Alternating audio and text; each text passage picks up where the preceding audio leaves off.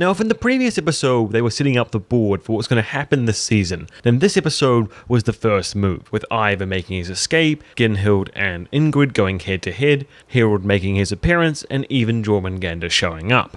Oh, and we got to see Ivar get beaten up, so that was fun. So we begin with Ubbe finally making it out to sea. I thought it was pretty funny that they finally lose sight of land and their way out at sea and really committed to this journey, and that's when Ubbe decides to ask why he ended up going in this direction in the first place, just to find out that he did it because his god told him to. And so Ubbe is way out in the middle of nowhere, following directions from a man who claims he got his directions from a god Ubbe doesn't even believe in. So not exactly a confidence booster. Over on the other boat, we see Flatnose getting increasingly paranoid about all the time that Athelstan and Ubbe are spending together, as he clearly thinks of Athelstan as a hostile influence to him and his family. Having to spend day after day baked in the sun, stuck in this small little boat, really wears away at everyone, especially Flatnose.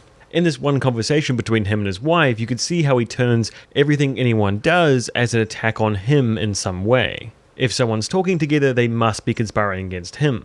When his wife is worried about him, he snaps back, but when she backpedals into saying she worries about oh dear, then suddenly he trusts her intuition. But when you're way out in sea, you can't really spend that much time worrying about each other, or else the elements will take you out first. So Vikings introduces us to the story of Jormungandr, and the great struggle between it and Thor. So of course, this young child just being introduced to this fantastical story when a storm rolls in, it's pretty obvious that she'll put two and two together, and believe this is the doing of the great world serpent. At first I didn't want to believe that they actually were going to kill off this young child, and as Torby was crawling around the boat, screaming, looking for her every second, I think, well, any moment now, she's going to pop up, she's going to be fine, there's no way Vikings does this, up until Athelstan gives the shake of the head. And I'm like, damn, it seems a bit petty for the enemy of the god just to take out one kid.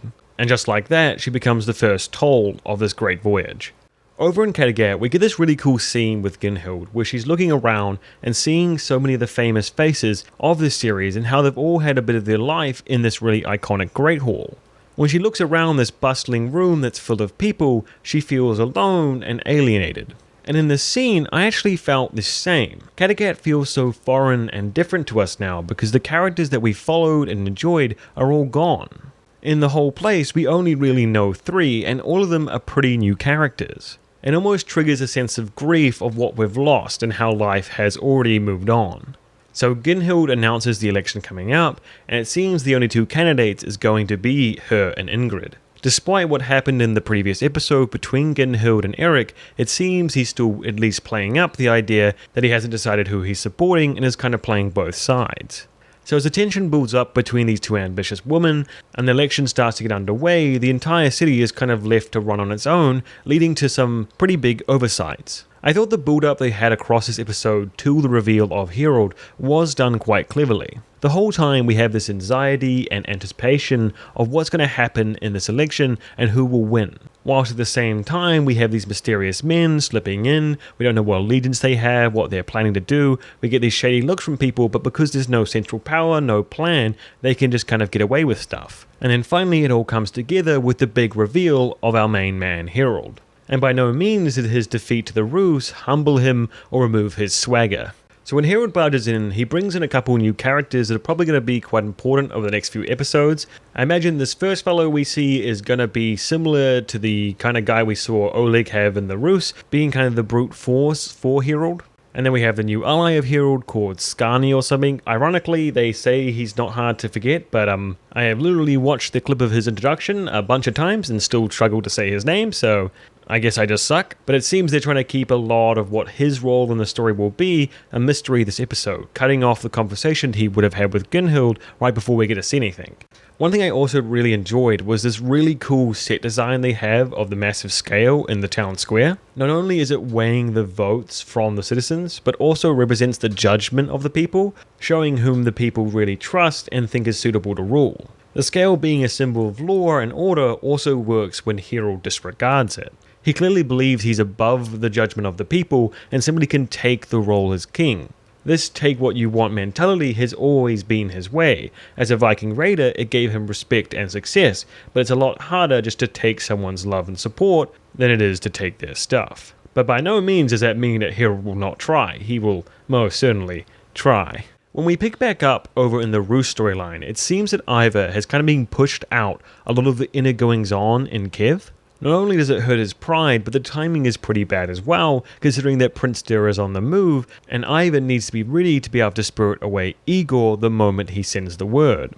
Ivar also notices that coincidentally, at the same time this happens, Vix is kind of being taken in by Oleg. And since both of them have had such a weird, rocky relationship, he thinks that maybe he might have had something to do with it and confronts him, leading to my favorite scene of the entire episode. As soon as the discussion between them begins, we can tell that Oleg has got in Vixit's head.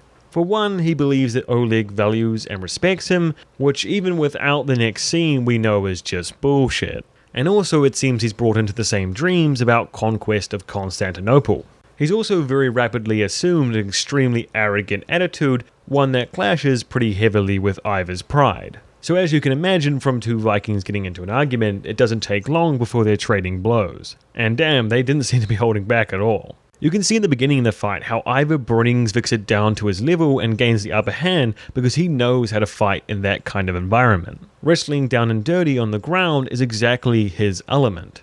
Unlucky for him though, Vixit does manage to get away and on his feet, and what was a pretty severe brawl turns into a one-sided beatdown. So as Ivar lies on the floor, blood coming from his mouth, and Vixit out of breath, it pans away to Oleg with a knowing smile, enjoying the infighting between the brothers. So after this quite brutal encounter between the brothers, Oleg invites Ivar to see him. He claims that he wants to bring him back into the fold, and says that he'll even deal with Vixit for him if he wants to. But at this point it seems pretty clear he just wants to further pit the brothers against one another for his own kind of sick enjoyment. We do know how he loves to play with his toys. And it's at this point that things really step up in the Roos storyline. Kattegat comes to Ivar with the dagger saying it's time to get Igor out, and he teams up with Vixit, overcoming their differences to do just that. Throughout this entire episode, Vikings wants to keep us guessing. Is Ivar being played by her? Is she being played by Oleg? Are they all being played by Ivar? We don't know who is a double agent, who is a triple agent, who just is telling the truth. Is it just a coincidence that Katya learns of the knife and the plan from Ivar, then suddenly she's the one delivering it to him? After all, this is a plan entirely made up by Prince Dur, and last time Oleg and Prince Dur were pitted against one another, Oleg wiped the floor with him. And even Vitsud is a bit of a mystery. He's become dependent for his drug on Oleg, and they've spent loads of time talking with each other, and we don't know what happened in those conversations. It's hard to think that Oleg could really control Vixit, but can Ivar really trust him? And so they find out the time to strike is this Good Friday celebration. And this by itself was actually quite a cool sequence. We have this whole group of men who have been walking through the sun with bare feet, with no shirts on their backs, whip marks all over them, one of them even carrying a massive cross with the iconic crown of thorns on his head.